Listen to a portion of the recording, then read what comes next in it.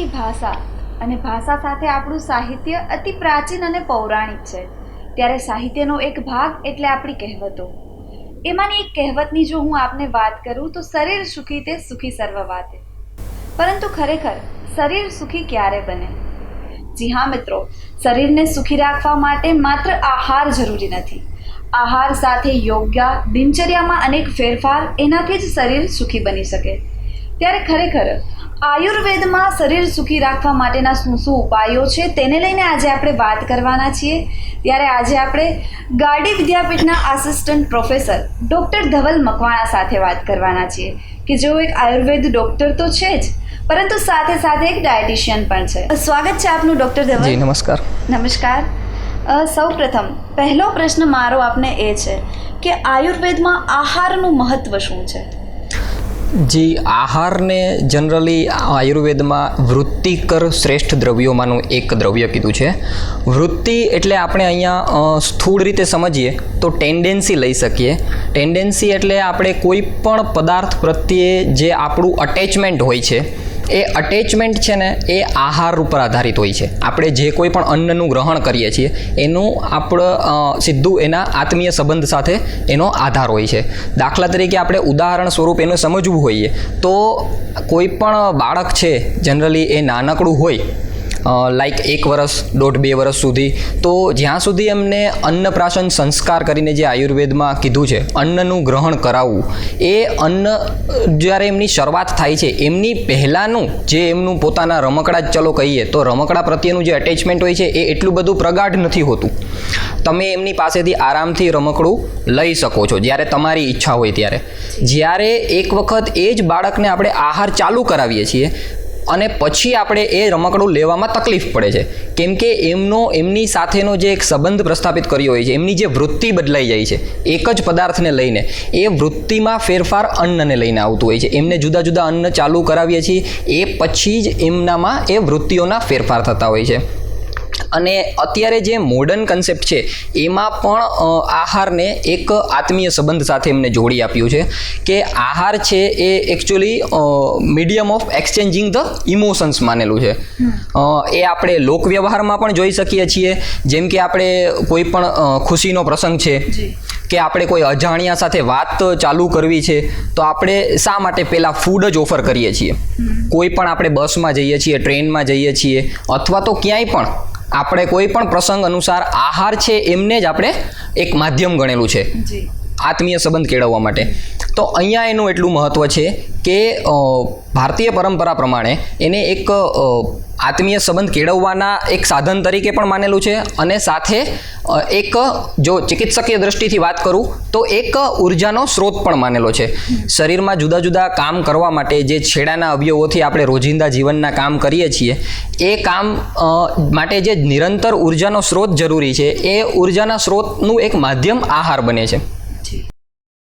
આ ઉપરાંત અત્યારે તમે જે વાત કરીને એના ઉપરથી એવું લાગે છે કે આપણી સંસ્કૃતિ ક્યાંક આયુર્વેદ સાથે વણાયેલી છે ને, એટલે જ આપણી સંસ્કૃતિમાં કોઈ ઘરે આવે ત્યારે આપણે એને જમવાનું ને પહેલા ઓફર કરતા હોઈએ છીએ. ત્યારે અત્યારની જો હું લાઈફસ્ટાઈલની વાત કરું તો બહારનું જંક ફૂડ ને બધું અત્યારે જીવનમાં વધી રહ્યું છે. ત્યારે ઉત્તમ પોષણ કોને કહી શકાય? એના માટે કેવો આહાર લેવો જોઈએ?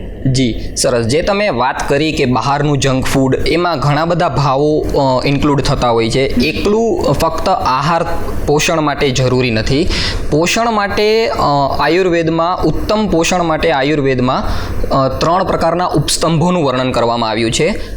પહેલાં એમાં આવે છે આહાર, બીજું છે ઉત્તમ સ્વપ્ન એટલે કે નિદ્રા, અને ત્રીજું છે બ્રહ્મચર્ય.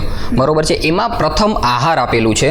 તો આહારનો આધાર મેં જે વાત કરી કે ઉર્જાનો સ્ત્રોત છે, એ ઉર્જાનો સ્ત્રોત આહારમાંથી લઈ લીધા પછી એમને યથાયોગ્ય સ્થાને એ આહારમાંથી મળેલા પોષક દ્રવ્યોને છેડાના અવયવો સુધી કે જ્યાં જેમની જરૂર છે ત્યાં પહોંચાડવા માટે નિદ્રાની જરૂરિયાત હોય છે. અને નિદ્રા બાદ આપણા શરીરને છોડીને જે કાંઈ પણ જીવ બાહ્ય જગતમાં છે, જે કાંઈ પણ જગતમાં, બાહ્ય જગતમાં જે કાંઈ પણ પદાર્થો છે, એમની સાથેનો આપણો સુચારુ વ્યવહાર પણ એટલો જ જરૂરી છે. તો એના ત્રણેયના કોમ્બિનેશન સ્વરૂપે પોષણ પ્રણાલી રચાયેલી છે. એકલું આહાર જ પોષણ માટે જરૂરી નથી.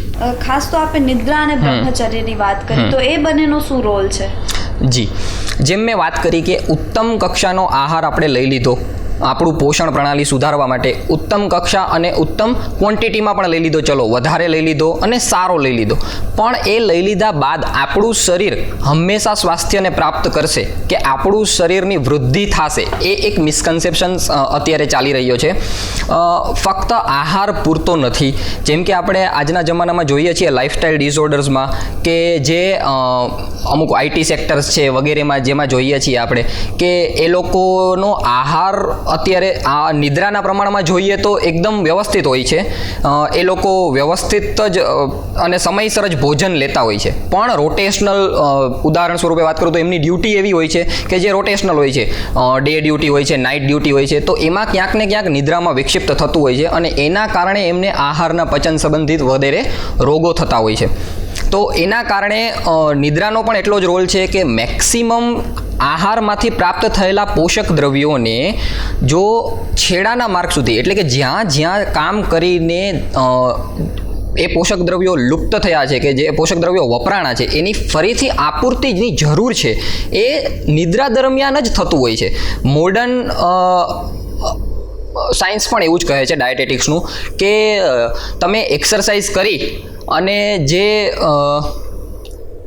મસલ્સના ફાઇબર્સ તૂટે છે, બરોબર છે, તો એ મસલ્સના ફાઇબર્સ તૂટ્યા બાદ એમનું જે હિલિંગની પ્રોસેસ છે એ પણ મોસ્ટ ઓફ રાત્રિ દરમિયાન જ થતી હોય છે. એટલે નિદ્રાનો એટલો રોલ છે. આ ઉપરાંત ખોરાક, આપણે જ્યારે ખોરાકની આગળ વાત કરતા હતા ત્યારે ખોરાક કેટલા પ્રમાણમાં લેવો જોઈએ? અત્યારના સામાન્ય રીતે એવું બનતું હોય કે નાનું બાળક હોય, આખા દિવસ તેને એના મમ્મી જમવાનો આગ્રહ કરતા રહે છે, પાછળ ફરે છે, ત્યારે ખોરાક ખરેખર કેટલા પ્રમાણમાં લેવો જોઈએ?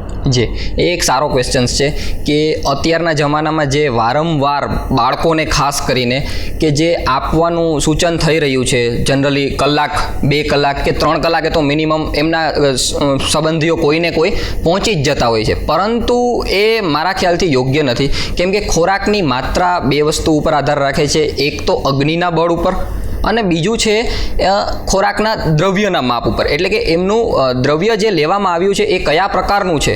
એ સ્વાભાવિક રીતે ગુરુ હોઈ શકે છે, એટલે કે પચવામાં ભારે હોઈ શકે છે, અને સ્વાભાવિક રીતે લઘુ હોઈ શકે છે, એટલે કે પચવામાં હળવું હોઈ શકે છે. હવે પહેલાં જો આપણે દ્રવ્યના માપની વાત કરીએ તો દ્રવ્યના માપ અનુસાર જો પચવામાં સરળતાથી પચી જાય એવું દ્રવ્ય લઈએ, એટલે કે લઘુ દ્રવ્ય લઈએ, તો એની આપણે તૃપ્તિ સુધી લઈ શકીએ, એટલે કે પેટ ભરીને જમવું હોય તો જમી શકીએ. એમાં પણ માત્રાનો ખ્યાલ તો રાખવાનો જ છે, બહુ વધારે માત્રામાં નથી લેવાનું. પરંતુ જો પહેલેથી જ સાયન્સમાં જે આયુર્વેદમાં જે કહ્યા છે કે આટલા પદાર્થો ગુરુ પદાર્થો છે, જે પચવામાં દુષ્કર છે, જે પચવામાં તમને મુશ્કેલીથી જણાય એવા છે, તો એવા પદાર્થો લેતી વખતે જે અમુક નિયમો કહ્યા છે કે આપણે સામાન્ય રીતે જોઈએ તો હોજરી છે, હોજરીના આપણે 3 ભાગ કે 2 ભાગ સુધી આવા જે દુષ્કર પદાર્થોનું આયુર્વેદમાં વર્ણન છે, તો એમાં આપણે એમની 2 ભાગ સુધી કે 3 ભાગ સુધી લેવાના છે. એટલે કે 1 ભાગ અથવા તો 2 ભાગ આવા દ્રવ્યો છે એના માટે ખાલી રાખી દેવો જોઈએ. આ ઉપરાંત અત્યારના જમવા બેસીએ લોકો, અત્યારે સ્ટ્રેસફુલ લાઈફ થઈ ગઈ છે, જમવા બેસીએ ત્યારે કામના વિચાર આવતા હોય, અલગ અલગ અન્ય વિચારો આવતા હોય, ત્યારે સ્પેશિયલી જ્યારે જમવા બેસીએ ત્યારે માનસિકતાઓ કેવી અસર કરતી હોય છે? જે આ એક બહુ મોટું ફેક્ટર છે.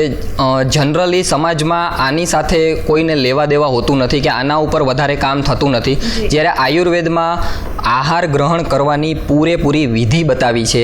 એ વિધિ અંતર્ગત એક શબ્દ આવે છે તન્મના ભુંજિતમ, એટલે કે મનને એકદમ ઉત્તમ રીતે એકાગ્ર સ્થિતિમાં રાખી અને તમારે પોતાની જાતનો વિચાર કરીને કે હું અત્યારે જે અન્ન લઈ રહ્યો છું એ મારા સારા સારનો વિવેક પ્રમાણે બરાબર છે કે નહીં એનો વિચાર કરીને લેવાનું કીધું છે. અને મનને એકાગ્ર રાખવાની વાત કીધી છે કે મનનો અને આહારનો એ ડાયરેક્ટ સંબંધ આપણને જોવા મળે છે. ઉદાહરણ સ્વરૂપે હું એક વાત કહીશ કે દાખલા તરીકે તમે આપણને ઘણી વખત એવું અનુભવ થાય છે કે આપણે એક સમયનું જમવાનું છૂટી ગયું છે, બરોબર છે. અત્યારની લાઈફસ્ટાઈલ એવી છે, ઘણી વખત આપણે જોબમાં કે બીજા કોઈ કારણસર હોય અને એક સમયનું જમવાનું છૂટી ગયું છે અને ફરીથી આપણને જ્યારે ટાઈમ મળે છે ત્યારે બીજા સમયે આપણે એ જમવાનું લેવા માટે જતા જ હોઈએ છીએ.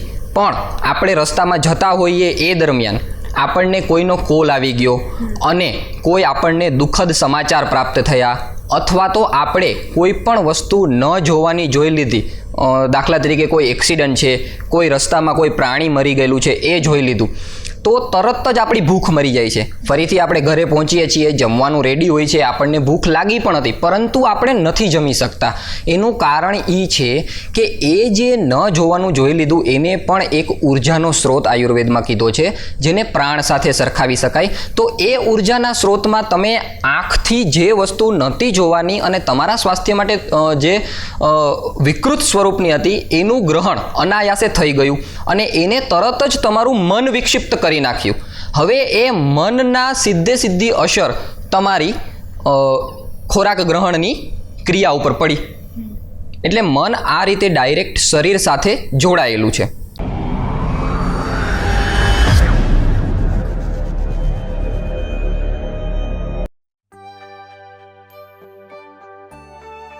વ્યંધત્વ માટેની વિશ્વસ્તરીય કક્ષાની સારવાર આપતું સૌરાષ્ટ્રનું એકમાત્ર વિશ્વસનીય નામ એટલે વિંગ્સ આઈવીએફ સ્પેશિયાલિટી હોસ્પિટલ.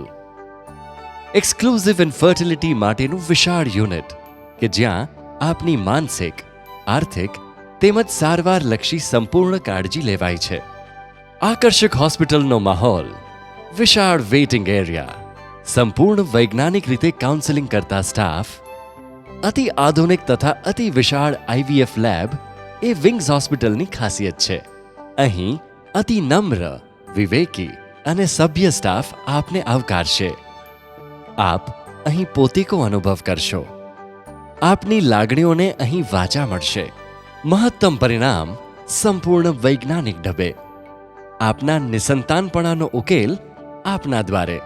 આપ ચોક્કસ કહેશો કે વિંગ્સ છે તો વિશ્વાસ છે. Wings IVF speciality hospital, Nanavati Chowk, Rajkot.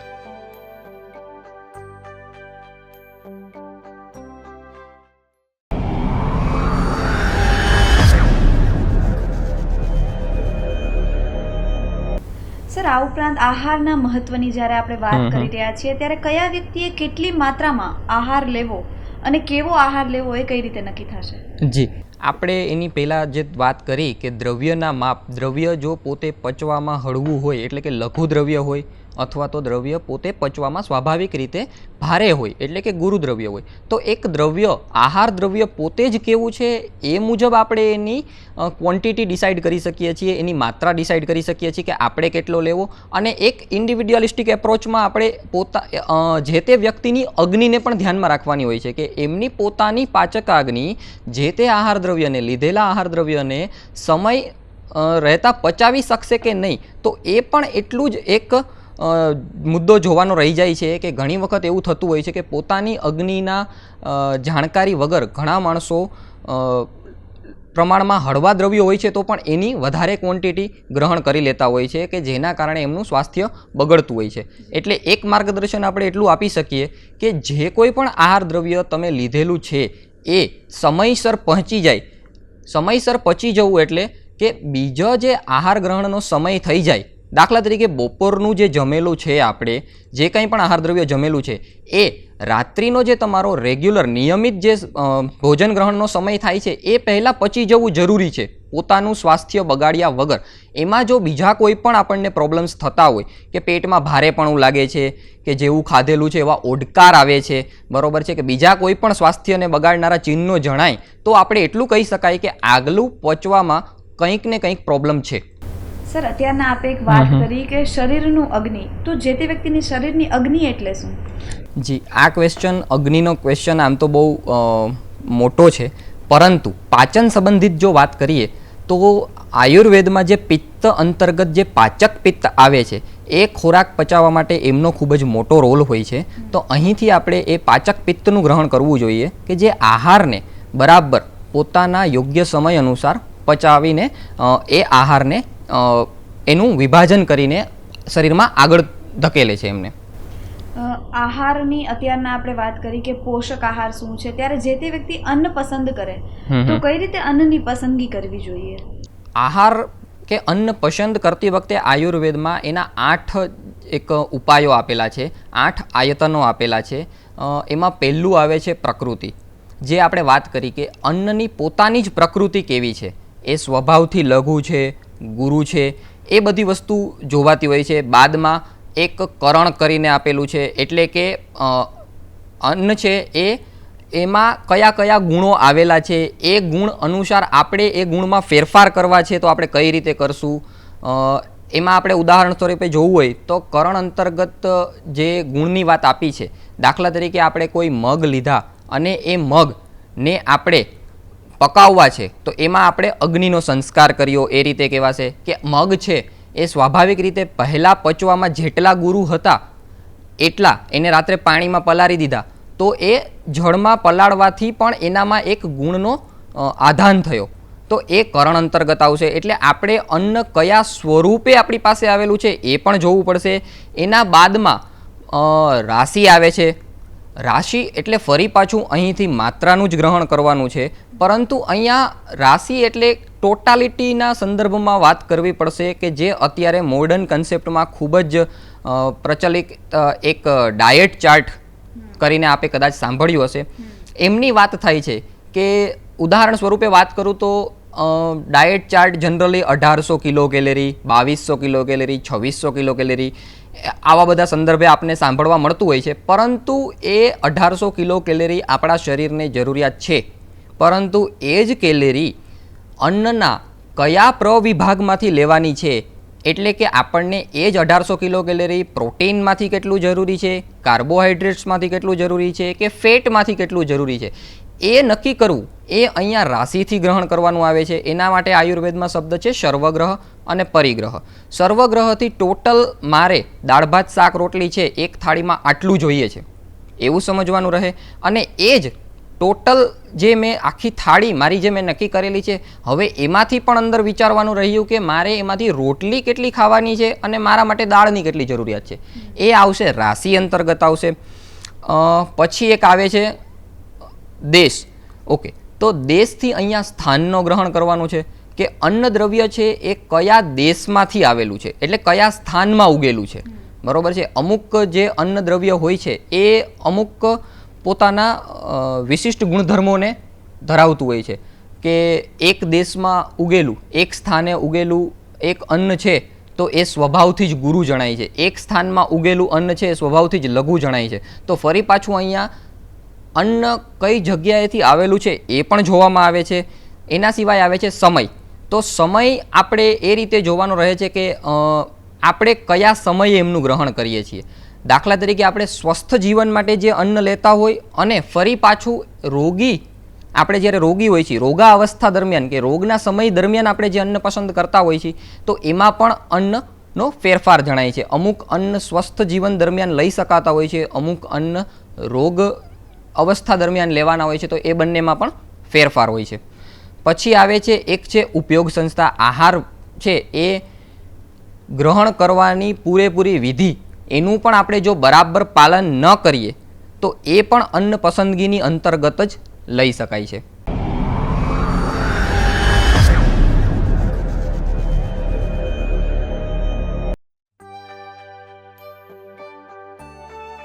વ્યંધત્વ માટેની વિશ્વસ્તરીય કક્ષાની સારવાર આપતું સૌરાષ્ટ્રનું એકમાત્ર વિશ્વસનીય નામ એટલે વિંગ્સ IVF સ્પેશિયાલિટી હોસ્પિટલ.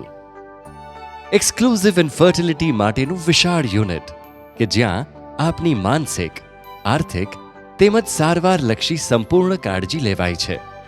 આકર્ષક હોસ્પિટલનો માહોલ, વિશાળ વેઇટિંગ એરિયા, સંપૂર્ણ વૈજ્ઞાનિક રીતે કાઉન્સેલિંગ કરતા સ્ટાફ, અતિ આધુનિક તથા અતિ વિશાળ IVF લેબ એ વિંગ્સ હોસ્પિટલની ખાસિયત છે.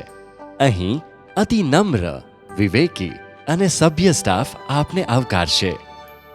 આપ અહીં પોતીકો અનુભવ કરશો. આપની લાગણીઓને અહીં વાચા મળશે. મહત્તમ પરિણામ સંપૂર્ણ વૈજ્ઞાનિક ઢબે. આપના નિસંતાનપણાનો ઉકેલ આપના દ્વારે. આપ ચોક્કસ કહેશો કે વિંગ્સ છે તો વિશ્વાસ છે. Wings IVF speciality hospital, Nanavati Chowk, Rajkot.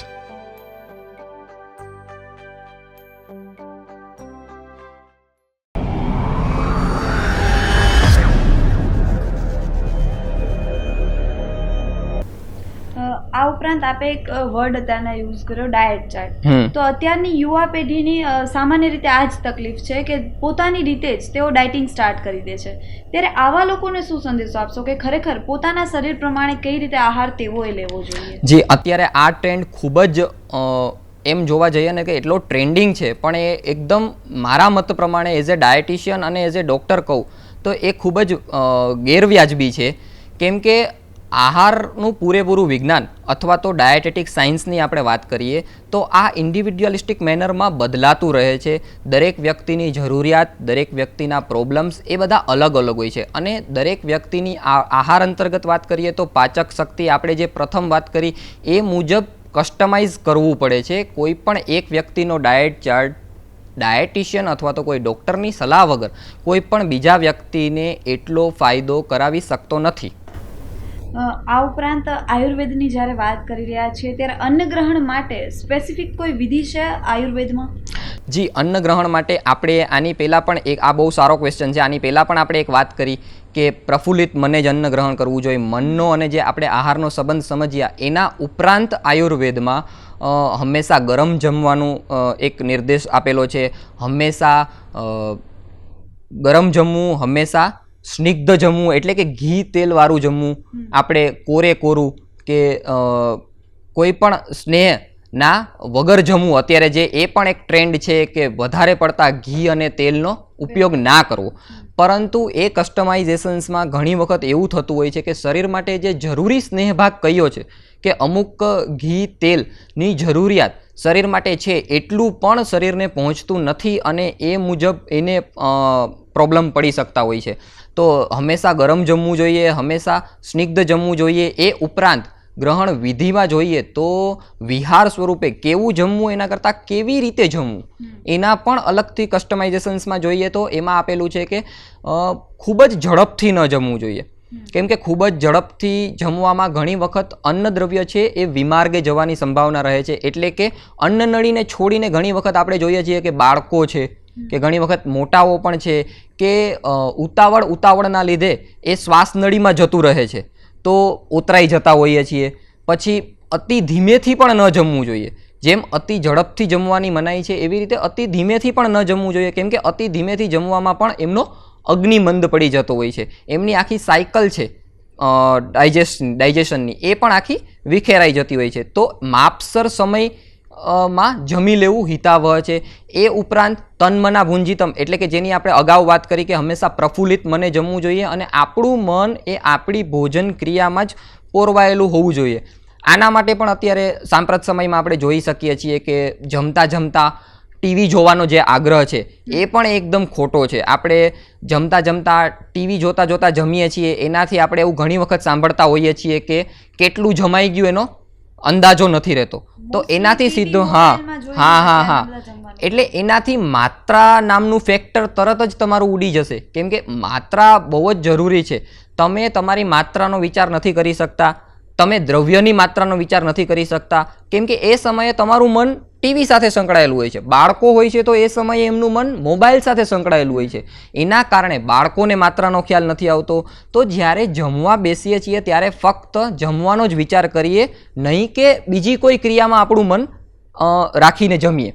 એટલે એક સલાહ એવી છે કે આવી રીતે જમવું તો આ બધા ઉપકરણોથી દૂર રહી અને આયુર્વેદમાં ચોખ્ખો એક નિર્દેશ છે કે તમારે એકાંત સમયમાં તમારા જમવા માટેના જેટલા સાધનો જરૂરી છે એ સાધનો લઈ અને એકાંત સમયમાં જમવું જોઈએ. કે એ સિવાય તમને ત્યાં કોઈ બોલવા ચાલવા વાળું પણ ના રહે. એટલે ત્યાં સુધીનો ચોખ્ખો નિર્દેશ છે કે જમતા જમતા બોલવું નહીં, જમતા જમતા હસવું નહીં, જમતા જમતા બીજી કોઈ પ્રવૃત્તિ ના કરવી, નહીં કે ટીવી જોવું, જે મેં આપણે ઉદાહરણ સ્વરૂપે વાત કરીએ.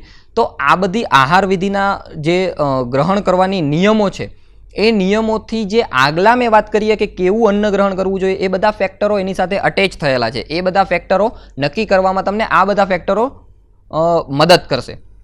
ખાસ તો આપે વાત કરી એમાં એક વસ્તુ એડ કરવા માંગીશ કે અત્યારના સામાન્ય રીતે પેરેન્ટ્સ જ પોતાના બાળકને ફોન આપે છે ત્યારે બાળક જમે છે. એવા પણ અત્યારના કિસ્સા ઘણા સામે આવે છે. ત્યારે આ પણ એક મોટો પ્રશ્ન છે. આ ઉપરાંત વિરુદ્ધ આહાર એ શબ્દ પણ ઘણીવાર સાંભળેલો છે. તો ખરેખર વિરુદ્ધ આહાર શું છે? જી, વિરુદ્ધ આહાર એ દ્રવ્ય જે છે એમાં દ્રવ્ય આમ જોવા જઈએ તો બે પ્રકારનું હોય છે. એક ઉષ્ણવીર્ય દ્રવ્ય હોય છે અને એક શીતવીર્ય દ્રવ્ય હોય છે. શરીરમાં ગયા પછી આપણે સ્થૂળ રીતે સમજાવીએ તો શરીરમાં ગયા પછી જે દ્રવ્ય સ્થૂળ રીતે જોઈએ તો જે શીતતાને પામે છે અને જે ઉષ્ણતાને પામે છે, આપણે જોઈએ છીએ કે આ દ્રવ્ય ગરમ લાગે છે, મને મરી તો બહુ ગરમ પડે છે, મને આ વસ્તુ તો ઠંડક પહોંચાડે છે. આ જે છે એને વીર્ય સાથે આયુર્વેદમાં સંબંધ છે.